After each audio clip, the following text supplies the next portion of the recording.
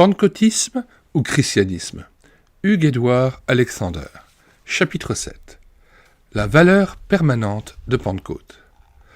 Le chrétien doit toujours se rappeler que Pentecôte est un fait spirituel permanent, une puissance qui ne nous fait pas revenir des siècles en arrière, mais qui, au contraire, nous pousse en avant dans la vie chrétienne. Personne ne peut nier que la profession chrétienne soit, de nos jours, devenue une forme qui varie suivant les doctrines et même suivant les goûts des hommes. Cet état de choses constitue une grave menace pour tout enfant de Dieu, car nul n'échappe au danger de transformer la sainte réalité des grands faits rédempteurs en forme de piété. C'est, du reste, nous dit l'apôtre Paul, l'un des principaux signes indiquant que nous sommes arrivés dans les derniers temps. 2 Timothée chapitre 3, verset 5. L'apôtre Paul y dénonce en effet, je cite, « des hommes ayant l'apparence de la piété, mais reniant ce qui en fait la force. Éloigne-toi de ces hommes-là. » Plus un chrétien est près de la vérité, et plus ce danger est grand, ce qui revient à dire qu'il ne concerne pas les rationalistes en premier lieu, mais surtout les chrétiens dits évangéliques, orthodoxes. Pentecôte, devenue une forme, une fête, j'ose le dire sans hésiter, c'est une farce. Chaque chrétien, par conséquent, doit considérer comme de son premier devoir d'échapper à ce danger. Si la propre justice religieuse de l'homme est le plus grand affront qu'il puisse faire à son Dieu, avoir seulement l'apparence de la piété est la plus grande illusion qu'il puisse se faire. Car alors la conscience n'est plus exercée par l'Esprit de Dieu, et son action n'atteint plus le cœur. La foi n'est plus qu'intellectuelle. Les lèvres parlent, les mains agissent, les pieds marchent. Il y a du zèle, du mouvement, beaucoup d'activités, de bonnes œuvres, de professions religieuses. Mais le verdict de Dieu est « Ce que j'ai contre toi, c'est que tu as abandonné ton premier amour. » Apocalypse 2, verset 4. La forme de la piété a éteint la flamme sainte. L'Écriture est précise dans ses avertissements. Elle déclare aussi qu'il y a moyen d'échapper à ce danger. Voici ce qu'en dit l'apôtre Paul. « Nous désirons que chacun de vous montre le même zèle pour conserver jusqu'à la fin une pleine espérance, en sorte que vous ne vous relâchiez point et que vous imitiez ceux qui, par la foi et la persévérance, héritent des promesses. » Hébreux 6, versets 11 et 12. L'apôtre Pierre aussi nous avertit. C'est pourquoi, frères, appliquez-vous d'autant plus à affermir votre vocation et votre élection, car en faisant cela, vous ne broncherez jamais. 2 Pierre 1, verset 10. Et Jude, bien-aimé, comme je désirais vivement vous écrire au sujet de notre salut commun, je me suis senti obligé de le faire, afin de vous exhorter à combattre pour la foi qui a été transmise aux saints une fois pour toutes. Pour vous, bien-aimés, vous édifiant vous-même sur votre très sainte foi et priant par le Saint-Esprit, maintenez-vous dans l'amour de Dieu en attendant la miséricorde de notre Seigneur Jésus-Christ pour la vie éternelle. Reprenez les uns, ceux qui contestent, sauvez-en d'autres en les arrachant du feu. Et pour d'autres encore, ayez une pitié mêlée de crainte, haïssant jusqu'à la tunique souillée par la chair. Jude 3, versets 20 à 23. Jean nous dit aussi, dans le même ordre d'idées, « Tu ne sais pas que tu es malheureux, misérable, pauvre, aveugle et nu, et donc du zèle et repens-toi. » Apocalypse 3, versets 17 et 20. La solution de ce danger n'est pas de revenir en arrière, aux signes messianiques que Dieu s'est plu à prolonger pendant un certain temps, car ils sont la marque déposée de l'Église chrétienne dans son état d'enfance, sortant tout juste des linceuls du judaïsme. Quand, dans l'Exode, Dieu préparait une nouvelle étape de la vie de son peuple, en délivrant Israël de la main de Pharaon, il accorda des signes et des miracles. Lorsque plus tard Dieu suscita des prophètes pour réveiller son peuple apostat, il leur accorda aussi des miracles, des signes et des prodiges. Et quand Dieu institua cette nouvelle dispensation, le christianisme, mettant fin Ainsi, au judaïsme, il donna à ses saints apôtres seuls la puissance de faire des prodiges et des miracles. Hébreux 2, versets 2 à 4. Nous prenons soin de lire le passage à partir du verset 1. Hébreux 2, verset 1. C'est pourquoi nous devons d'autant plus nous attacher aux choses que nous avons entendues, de peur que nous ne soyons emportés loin d'elles. Car si la parole annoncée par des anges a eu son effet, et si toute transgression et toute désobéissance a reçu une juste rétribution, comment échapperons-nous en négligeant un si grand salut qui, annoncé d'abord par le Seigneur, nous a été confirmé par ceux qui l'ont entendu, Dieu appuyant leur témoignage par des signes, des prodiges et divers miracles, et par les dons du Saint-Esprit distribués selon sa volonté. Fin de citation. Et nous recitons le passage d'Alexander. Il donna, en parlant de Dieu, à ses saints apôtres seuls la puissance de faire des prodiges et des miracles. Hébreux 2, versets 2 à 4. Revenir à cela, c'est s'attribuer ce qui ne nous appartient pas et c'est retourner à l'état d'enfance spirituelle au lieu d'avancer avec le Seigneur glorifié et de s'approcher avec hardiesse du trône de la grâce pour y découvrir les richesses du Seigneur de gloire, vivant dans un même esprit avec lui sur la terre, en témoin de son évangile et de son amour. Que le Seigneur nous amène au trône de la grâce, que sa face bien-aimée nous soit dévoilée, c'est lui qu'il nous faut, non pas quelque chose, mais quelqu'un, lui-même. Le Seigneur a besoin de nous, de notre être tout entier. Il nous a donné le droit, par grâce, d'être ses enfants. En revanche, il nous envisage, ainsi que Paul le dit, comme son héritage sur lequel il a plein droit. Nous ne pouvons et nous ne devons pas l'en priver en nous leurrant nous-mêmes, prétendant posséder des dons messianiques réservés au peuple juif. En Christ, le chrétien découvre les bénédictions spirituelles qui sont dans les lieux célestes en avant et en haut. Et quand il les a trouvées et que son esprit est soumis au Seigneur sans restriction, il expérimente que tout naturellement, ses pieds le conduisent en avant et que ses mains le servent en nouveauté de vie. Son service n'est plus un service des lèvres, sinon de lèvres sur lesquelles le charbon ardent a passé. Son témoignage est celui d'un cœur sur lequel pèse le poids immense du monde perdu, d'un cœur qui brûle de ce feu de Dieu qui consume tout et qui se communique aux autres. Ce feu doit s'étendre ou s'éteindre. Si vous restez dans votre pays quand Dieu vous appelle à l'étranger, le feu s'éteindra en vous. Il en sera de même si vous ne donnez pas le meilleur de vous-même au service de Dieu. Le feu de Dieu, ce feu qui s'étend ou s'éteint, le feu du Saint-Esprit, voilà Pentecôte en permanence. Nous avons tous en effet été baptisés dans un seul esprit pour former un seul corps, soit juif, soit grec, soit esclave, soit libre, et nous avons tous été abreuvés d'un seul esprit. 1 Corinthiens 12, verset 13. Nous sommes abreuvés du Saint-Esprit. Cette source est inaltérable. Du rocher frappé coule un fleuve toujours plus grand. Que Dieu nous apprenne à nous abreuver à cette source, et nous saurons que Pentecôte a une valeur permanente, sans nécessité de retour en arrière. C'est ce que Christ annonçait à cette pauvre femme pécheresse de Samarie. Celui qui boira de l'eau que je lui donnerai n'aura plus jamais soif, et l'eau que je lui donnerai deviendra en lui une source d'eau qui jaillira jusque dans la vie éternelle. Jean 4, verset 14. Celui qui boira. Vous ne savez plus boire, vous qui cherchez de grandes choses pour vous-même. Mais celui qui sait boire de l'eau que le Seigneur glorifié a donnée au jour de la Pentecôte, et depuis, et celui-là seul découvre en sa propre vie une source jaillissante jusque dans la vie éternelle, une source toujours fraîche, toujours jeune, toujours abondante, sans effort de sa part. Si quelqu'un a soif, qu'il vienne à moi et qu'il boive. Jean 7, verset 37. Le Seigneur a souligné le mot « boire ». Pourquoi ? Rejeté par les chefs religieux. Jean 5. Rejeté par la foule. Jean 6. Rejeté par sa famille, sa mère, ses frères et sœurs. Chapitre 7. Il dit « Celui qui vient à moi, celui qui veut boire, faire cette expérience, accepter l'opprobre, payer le prix, hors de celui-là, des fleuves d'eau vive couleront. » Pentecôte, un fait spirituel, permanent, personnel. 1.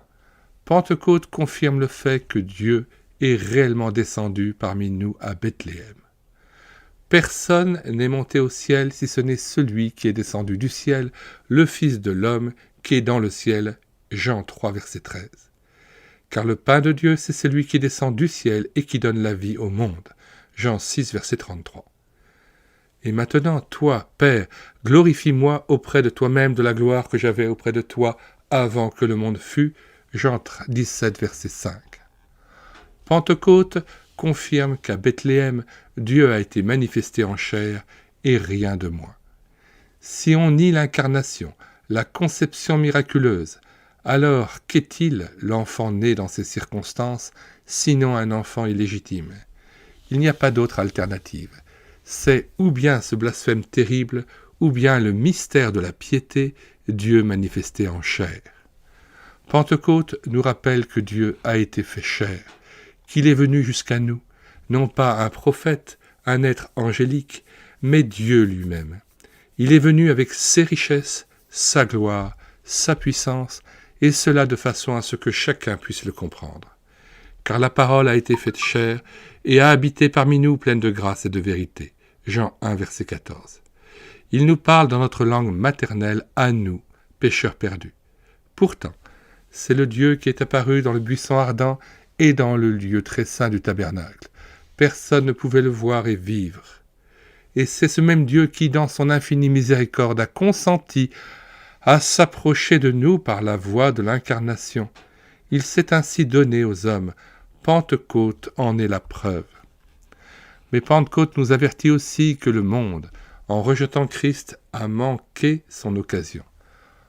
Pentecôte ne doit pas éveiller en nous des sensations agréables, mais nous fait sortir de notre sommeil religieux et nous convaincre de l'immense péché d'avoir négligé la venue de celui qui, vrai homme et vrai Dieu, est descendu jusqu'à nous, plein de grâce et de vérité. Si quelqu'un des lecteurs de ces pages n'était pas sauvé par grâce, n'avait pas la certitude du pardon de ses péchés par le sang de Jésus-Christ, je vous en supplie en son nom, convertissez-vous et fuyez la colère à venir. Ne manquez pas votre occasion. Comment échapperez-vous en négligeant un si grand salut? Dieu lui-même vient jusqu'à vous, le refuseriez-vous?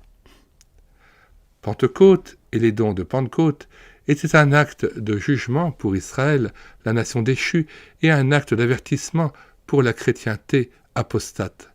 La lumière, lui, dans les ténèbres, et les ténèbres ne l'ont pas reçue. Elle est venue chez les siens, et les siens ne l'ont pas reçue. Jean 1, versets 5 et 11. Dieu est venu à nous. Qu'en avons-nous fait? C'est cette question que la mention de Pentecôte devrait éveiller en nous. Et en réponse, il n'y a qu'une chose à faire, lui dire « Seigneur, je viens à toi comme un enfant, je veux recommencer tout à nouveau. » 2. Pentecôte, c'est l'empreinte dans nos vies de l'acte infâme commis par les hommes qui ont crucifié le Fils de Dieu. Cet acte, le Saint-Esprit veut le graver dans notre cœur de chair. Il veut nous en rendre profondément conscients. Nous sommes rejetés avec Jésus, nous portons l'empreinte de Christ, nous entrons dans la communion de ses souffrances et dans l'identification à sa mort. Comme la marque flétrissante d'un fer rouge, il veut que nous portions dans nos vies la flétrissure de l'acte terrible de la crucifixion. Que le Saint-Esprit nous fasse comprendre ce que cela signifie. En effet, le Saint-Esprit de Pentecôte ne passe pas outre la crucifixion. Il la magnifie. Il nous dit « Ils ont fait cela à mon Fils, c'est ainsi qu'ils l'ont traité. » Et vous, où en êtes-vous? Vous tenez-vous à côté de lui? Vous désirez la puissance d'en haut et vous dites « Seigneur, tu le sais, je la veux. » Il est venu à Ésaïe avec un charbon ardent pris sur l'autel et ses lèvres ont été brûlées. Maintenant, c'est sa main percée qui vient mettre sur nos vies le sceau de la croix. C'est à cette condition seulement qu'il nous remplira de la puissance désirée, mais c'est tout autre chose que le pentecôtisme. C'en est juste l'opposé. Nous croyons qu'à la situation tragique créée par l'apostasie de la chrétienté et la confusion évangélique, il n'y a qu'une solution, la croix. Mais la crucifixion n'est pas seulement cet acte infâme des hommes mettant à mort le Fils de Dieu, elle est aussi notre seul moyen de salut. Dieu a laissé faire les hommes, afin que leur haine et leur hypocrisie, leurs forces méchantes réunies, atteignent un point culminant en crucifiant le Fils de Dieu. Mais, dans sa grâce infinie, Dieu en a aussi fait le moyen d'expiation des péchés du monde. À cause de la croix, mon péché, votre péché est expié. Et sans l'aspersion de son sang, il n'y a pas de pardon. Dieu a permis qu'on le pende au bois, car il est écrit que celui qui est pendu au bois est maudit. Ainsi la malédiction de notre péché est tombée sur lui. Pentecôte imprime non seulement dans nos vies le sens de la culpabilité de la crucifixion, nous maintenant dans la communion des souffrances de Christ, mais elle donne autorité au message d'expiation de la croix. C'est cela le revêtement de la puissance d'en haut. Voilà comment le feu s'allume et brûle, de sorte que nous ne pouvons le garder pour nous, de crainte de le voir s'éteindre. Que le Saint-Esprit vienne sur nous maintenant, qu'il nous donne l'autorité et la puissance de proclamer le pardon des péchés à nos semblables pendant qu'il est temps. 3. Pentecôte, c'est la libération, le déclenchement de la puissance illimitée de la résurrection corporelle de Jésus-Christ d'entre les morts, puissance s'opposant au monde et à ses rudiments, au péché, à la chair et à ses œuvres, au diable et à son royaume. Mais c'est aussi le déclenchement, la libération de ces puissances illimitées en faveur de tous ceux qui croient. Ces enfants fidèles ayant accepté l'empreinte de la croix dans leur vie. Il donne cette puissance pour prêcher aux hommes le pardon de leurs péchés, pour publier la liberté aux captifs et aux opprimés, l'ouverture de leurs prisons aux prisonniers et la proclamation de l'année favorable du Seigneur dans tout le monde, jusqu'aux extrémités de la terre. Vous ne pouvez concevoir de vie meilleure que celle-là, mais la condition de cette vie, c'est l'empreinte de la croix, non seulement en vous, mais aussi dans vos relations de famille. Je vous le dis en vérité, il n'est personne qui, ayant quitté à cause de moi et à cause de la bonne nouvelle, sa maison, ou ses frères, ou ses sœurs, ou sa mère, ou son père, ou ses enfants, ou ses terres, ne reçoive au centuple présentement, dans ce siècle-ci, des maisons, des frères, des sœurs, des mères, des enfants et des terres, avec des persécutions, et dans le siècle à venir, la vie éternelle. Marc 10, versets 29 et 30. Ne craignez pas les souffrances, ne léchez pas vos blessures, ne fuyez pas l'opprobre de Christ, acceptez Pentecôte de cette façon-là. Vous voulez sauver votre père, votre mère? Que la croix se dresse d'abord entre vous et eux. Ils ne seront sauvés que par votre obéissance. Un grand chef militaire chrétien d'Amérique disait dernièrement dans un discours « Vous ne pouvez pas argumenter avec le mal, il faut le vaincre. » Il avait raison militairement et politiquement parlant. De même, vous ne pouvez discuter avec ceux qui sont sur un autre plan spirituel, qui ont une autre mentalité, qui mènent une autre vie. Vous êtes enfant du Seigneur, vous devez accepter l'opprobre, l'empreinte de la croix, la communion de ses souffrances. Et quand vous aurez accepté cela, vous verrez que, dans votre famille, parmi vos amis, ce sera la croix. Devant le monde, encore la croix. Vous serez isolé, incompris, mal jugé.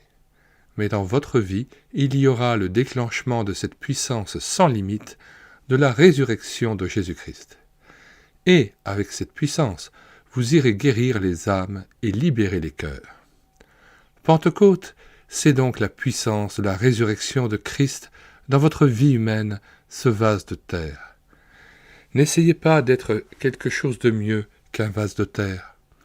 Nous portons ce trésor dans des vases de terre afin que cette grande puissance soit attribuée à Dieu et non pas à nous. 2 Corinthiens 4, verset 7. Si vous lâchez tout, si vous laissez le Seigneur agir jusqu'au tréfonds de votre âme, de votre être, il vous donnera ce qu'il y a de meilleur, cette véritable puissance du Saint-Esprit. Cela se fera sans bruit, sans feu extérieur, sans sensation agréable, plutôt dans les larmes, mais ce sera merveilleux. Et cela, c'est le chemin étroit que doit suivre l'enfant de Dieu. 4. Pentecôte, c'est la preuve du couronnement de gloire et d'honneur de notre Seigneur dans le ciel. A. Il est ressuscité par la gloire de Dieu le Père, et le voici qui monte au ciel. Les multitudes célestes se taisent et on entend une voix. C'est la même voix qui, 50 jours auparavant, s'était criée « Mon Dieu, pourquoi m'as-tu abandonné ?» Et maintenant, dans ce silence solennel, cette voix dit « Me voici, moi et les enfants que tu m'as donnés. » Il est couronné de gloire et d'honneur avec ceux qui croient, qui ont été baptisés en lui dans le Saint-Esprit. Dans nos versions, il est dit au chapitre 2 des Actes qu'à Pentecôte, un bruit vint du ciel. La traduction exacte du mot grec est « écho », un écho du ciel descendant sur la terre. Pentecôte, c'est donc en nous, jour après jour, l'écho de ce glorieux couronnement du Fils de Dieu dans le ciel. Rien qui puisse faire taire cet écho céleste ne doit pénétrer en nous. Soyons remplis de cette musique, et comme nous l'avons dit au chapitre précédent, ne vous enivrez pas, soyez au contraire remplis de l'Esprit, dit l'apôtre Paul. Entretenez-vous par des psaumes, par des hymnes et par des cantiques spirituels, chantant et célébrant de tout votre cœur les louanges du Seigneur. Rendez continuellement grâce pour toutes choses à Dieu le Père, au nom de notre Seigneur Jésus-Christ. Éphésiens 5, versets 18 à 20. N'essayons donc pas de revenir en arrière de 20 siècles, mais élançons-nous vers le trône de grâce. Touchons le trône de miséricorde de la faible main de notre foi, et en réponse, le Seigneur nous donnera sa bénédiction. Il est écrit, afin que la bénédiction d'Abraham eût pour les païens son accomplissement en Jésus-Christ, et que nous reçussions par la foi l'Esprit qui avait été promis. Galates 3, verset 14. B. Pentecôte est en même temps le sceau et le gage dans notre vie de sa présence dans la gloire. C'est la ratification sur la terre de notre nom écrit dans le ciel. Vous n'avez point reçu un esprit de servitude pour être encore dans la crainte, mais vous avez reçu un esprit d'adoption par lequel nous crions « Abba, Père ». Romains 8, verset 15. Nous sommes ses enfants, notre position est assurée dans le ciel. Il a envoyé en nous l'esprit de fils, l'esprit d'adoption qui chasse l'esprit d'esclave. Il chasse tout ce qui appartenait à l'ancienne vie.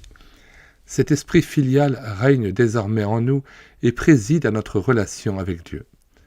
C'est ainsi que Pentecôte nous rend conscients de notre position dans la gloire.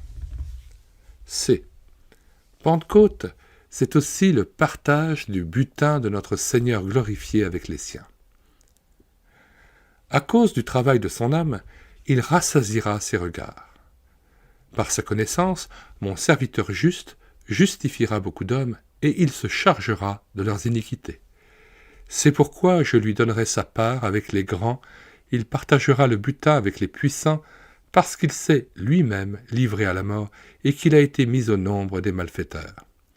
Parce qu'il a porté les péchés de beaucoup d'hommes et qu'il a intercédé pour les coupables. Ésaïe 53, verset 11 et verset 12.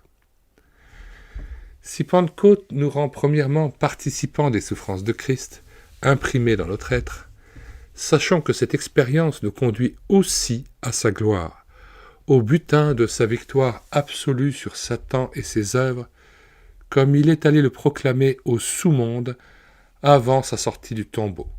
Comparez 1 Pierre 3, verset 19, chapitre 4, verset 6, et Colossiens 2, verset 15. Mais prenons le temps de lire ces trois passages. 1 Pierre 3, verset 18-19, Jésus-Christ a souffert une fois pour le péché, lui juste pour des injustes, afin de nous amener à Dieu, ayant été mis à mort quant à la chair, mais ayant été rendu vivant quant à l'esprit, dans lequel aussi il est allé prêcher aux esprits en prison. 1 Pierre 4, verset 6, car l'évangile a été aussi annoncé aux morts, afin que, après avoir été jugés comme les hommes quant à la chair, ils vivent selon Dieu quant à l'esprit. Et Colossiens 2, verset 15, il a dépouillé les dominations et les autorités et les a livrées publiquement en spectacle en triomphant d'elles par la croix. Nous poursuivons le texte d'Alexandre. Christ est ensuite monté dans la gloire en triomphateur, ayant reçu la couronne de gloire et d'honneur devant laquelle toutes les autres couronnes sont abaissées. Et ce triomphe, il le partage avec les siens. Chrétien faible et craintif, par Pentecôte, le Seigneur partage sa victoire avec nous. Les trophées du champ de bataille, il nous les donne. Son triomphe sur Satan, sur ses œuvres, sur les principautés et les puissances, il le fait nôtre. Nous sommes désormais héritiers de Dieu, co-héritiers de Christ et vainqueurs avec lui. Notre position est établie dans le ciel et sur la terre. D. Pentecôte, c'est encore le revêtement de la puissance d'en haut. Vous recevrez une puissance, le Saint-Esprit, survenant sur vous, et vous serez mes témoins à Jérusalem, dans toute la Judée, la Samarie et jusqu'aux extrémités de la terre. Acte 1, verset 8. Avez-vous réellement abandonné votre vie à Dieu ? Si oui, il vous suffit de croire et d'accepter ce revêtement de puissance transformant tout votre être. Mais ensuite, il faut vivre en conséquence. Quelle que soit votre tâche journalière, dans votre haute position ou dans les travaux les plus humbles, le ménage, les soins donnés au bétail, si vous êtes fermier, ce revêtement de puissance se fera sentir. Le manque de soins dans les grandes ou les petites choses est une absence de la puissance de Dieu. Et alors, quand vos lèvres balbutiantes, votre bouche craintive rendront témoignage dans la faiblesse, la puissance de Dieu se manifestera et les gens seront gagnés à l'Évangile. Vivre dans la réalité de votre position d'enfant de Dieu et dans la simplicité qui est en Christ, voilà ce que tous les chrétiens devraient faire. Lecteurs, c'est ce qu'il vous faut, vous êtes maintenant avertis et responsables. Cinquièmement, Pentecôte, c'est la préparation de sa venue et des événements qui la précéderont. Et ces événements se précipitent. Chaque jour manifeste de nouveaux signes précurseurs de la venue de Jésus-Christ qui se fera en un clin d'œil. Quand il viendra pour juger le monde, ce sera comme un éclair du ciel. Mais quand il reviendra chercher les siens, ce sera en un clin d'œil. C'est bien différent. Pouvez-vous vous imaginer cette venue ? Un clin d'œil, et il est là. Où serez-vous ? Seule la puissance du Saint-Esprit peut nous rendre prêts pour ce clin d'œil et nous préparer à prendre position au milieu des événements qui préparent sa venue, cette venue.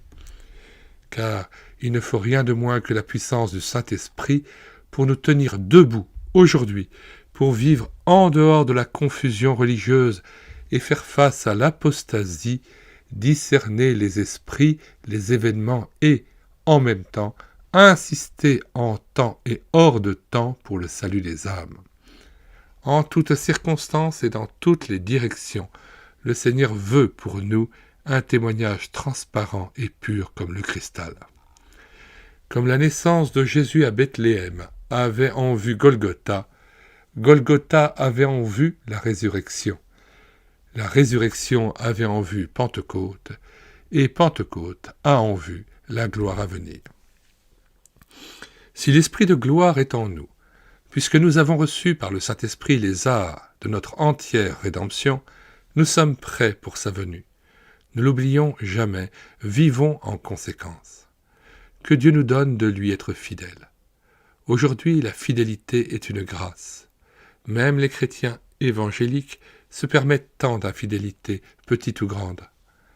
Le manque de droiture et de loyauté dans les choses toutes humaines est combien souvent déplorable. Mais Pentecôte peut changer tout cela. Si nous avons des réparations à faire, une lettre d'excuse à écrire, une restitution à faire, des actes d'infidélité à confesser, réglons tout cela aujourd'hui. Pour expérimenter Pentecôte, il faut payer un prix, et ce prix, c'est mettre en ordre ce qui doit être mis en ordre à l'égard de nos semblables. Alors la puissance du Saint-Esprit non contristée nous appartiendra. Voilà ce que représente la valeur permanente et personnelle de Pentecôte. Voulons-nous en accepter l'empreinte et les conditions pour pouvoir ensuite transmettre aux autres avec autorité le message de la croix? Si nous acceptons ces renoncements, ces marques de la croix dans nos vies, alors aussi nous appartiendra cette merveilleuse puissance déployée en Christ lorsqu'il fut ressuscité des morts et s'assit dans les lieux célestes, au-dessus de toute principauté, de toute puissance, de toute domination, de tout nom qui se peut nommer dans ce siècle et dans le siècle à venir. Cette puissance se déploiera dans notre vie, notre témoignage et notre service, et c'est ainsi que nous serons prêts pour sa venue.